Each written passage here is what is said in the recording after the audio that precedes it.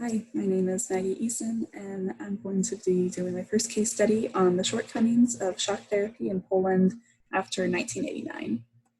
So the important thing to know here is that before 1989, Poland was part of the Soviet Union, and therefore their system for their economy was central planning, which means that the government had control over the economy. After 1989, this stopped and it became a capitalist system with the help of shock therapy. So shock therapy was founded by Jeffrey Sachs, and it basically is the rapid economic liberalization of a country. This was especially used in all of the post-Soviet states, but Poland was the most successful example of it. This was backed by the IMF and World Bank, and it lasted from 1989 until 1993 in Poland. And then the goals of shock therapy were basically to bring Poland into the global market, to balance its high inflation, since when Poland first became a democracy, then there was crazy high inflation. That was one of the main goals. And one of the other goals is to privatize the state-owned businesses, because that was the practice of central planning. So there are a number of challenges to shock therapy. The three that I focused on in the case study are the contradictions of shock therapy, the conditionality of IMF, and then the prioritization of economic goals versus other social, political, or cultural goals. So the first is the contradictions. So shock therapy really had the goal of decreasing government spending, but when you apply this to a country that's trying to reconstruct itself into a whole new system, then it's kind of difficult to decrease government spending while trying to coordinate all sorts of new institutions and a new form of governance. So that was a contradiction because it was basically asking the impossible of some of these states, including Poland. And then it was also a little ambitious. It, at the beginning, wanted a complete reconstruction of the economy on top of creating a new state and class structures. And its goal was to do this all in 1 year, which is very fast. And it's sort of a contradiction just because there's so much that goes into this reconstruction that, again, it's almost impossible to do this in 1 year. Since so many of these systems need to be built up over time, especially since they're trying to build up the middle class, and that takes a long time to do. So another one of the shortcomings of shock therapy was in IMF's conditionality. So it's something that the IMF has been criticized on, as well as the World Bank, for a while. And this is basically that the IMF give conditional loans, which provide some relief to countries, but it has the condition on it that they have to fulfill certain requirements in order to use these loans and pay back these loans. So it's not like foreign aid.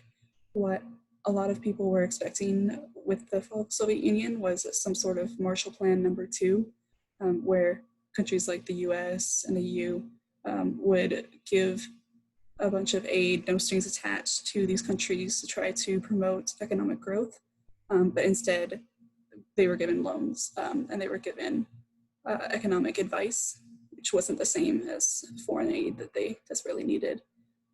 And one of the problems with this is there weren't enough resources in order to fulfill the goals of the conditions that the IMF put down. For example, the IMF really focused on reducing the budget deficit, but then they weren't open to financing the budget deficit in other ways. For example, Russia had offered loans to try to finance the budget, but then the IMF turned it down, saying that what Poland needed was not loans. They just needed to reduce their budget deficit. There's also the prioritization of economic goals, which was in the end partially harmful to Poland's reconstruction as a whole. So with the end of communism in Poland, there were a lot of different needs. There were social, political, cultural needs, but instead the shock therapy theory really prioritized the economy over these needs. So with trying to reduce government spending, they cut costs to a bunch of necessary social, medical, and cultural programs. And this was done to an already weak government. It was a newly formed democracy that was trying to do all of this while it was being weakened by the policies of shock therapy. And so at the end, this led to a new government being elected in 1993 that favored gradualism instead of shock therapy. So gradualism is basically the opposite of it, where it was a gradual transition into capitalism as opposed to the abrupt, rapid liberalization that shock therapy was trying to do. So the ties to the readings here. So there was two that I found related closely. So the first is the article by Frieden about the political nature of exchange rates. I found this to be pretty relevant because this was one of the more positive outcomes of shock therapy, is that Poland created a pegged exchange rate, which means that it was more stable and it wasn't subject to fluctuations or anything. Yes, this increased stability, and it also worked really well to decrease inflation, which was one of the goals of shock therapy. So it really shows that there is the political nature of exchange rates. And then this was able to really help Poland in the end by having this sort of exchange rate.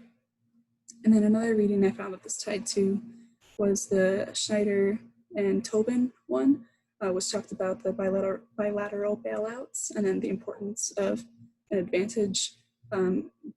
So the creditor government has to gain something by helping out another country. We could kind of see this in Poland as well, where there was economic and political significance to the West. So obviously they wanted to stop the spread of communism and promote more capitalist states. And so Poland was one great way to do that, to show that capitalism worked a lot better than communism and central planning. So they had that going for them. And there's also the political significance of Poland being a potential ally or a buffer state between other capitalist countries and the Soviet Union. So that was another one. But what I will say here is that there wasn't enough advantages that the West saw to be able to give them generous foreign aid like they needed. If Poland was a little more significant and more of a key state, then maybe they would have given more money and tried a little harder with Poland. But since there wasn't enough there, then they decided not to. So the takeaways from this: shock therapy in the end ultimately helped Poland. It was seen as one of the most successful implementations of shock therapy. But it also could have been handled a lot better than it was. So that's seen in the three different shortcomings that I mentioned: the cut and paste method of economic development, the rigidity and conditionality of the IMF, and then the priority of economic goals over other social, cultural goals of Poland as a newly formed democracy. And then also studying shock therapy and then the implication of shock therapy in Poland really did help shape these future discussions on economic liberalization. So that's another takeaway. Thank you.